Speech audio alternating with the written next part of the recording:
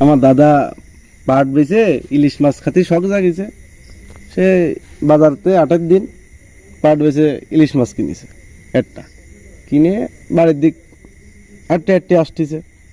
আসলি এই যে যিনি বসে রয়েছি আমরা, এই জায়গায় আছে কবর, ঠিক আছে। তা এবার দাদা আসলি এই কবরের কাছে আসলি, এবার এই জায়গাতে 2-3 সাদা পাঞ্জাবি পরা উঁচু লম্বা দাদারা ডাকতেছে, কছে দে দে দে দে। তো দাদা কচ্ছে যে মাছ কিনেছি একটা, তোকে আর কি এরে দেবো। দাদার আবার বেয়ে কাদা সাহস, মাছ কিনেছি একটা, এখানে আমার বাড়ি 2 বউ ছেলে ফেলে রয়েছে, ঠিক আছে। তা তোকে কিরাম দেবো? ওকে সাথে কথা করছে দাদা, কছে তোকে তো দেওয়ার মতো পরিবেশ নেই, দেখ তোরা পরে খাইছে নে, কছেন দে না কিন্তু ঝামেলা যাবে না, এরকম আওয়াজ আসতেছে।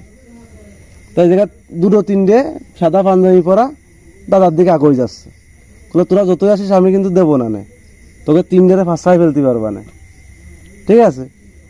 এই কে দাদা বাড়ি মাছ নিয়ে গেছে, এখন দাদি কুট্টি বইছে, আর এক দাদি এসে আড়ি ফাতিল মাছ দিছিল, দাদার 2 বউ।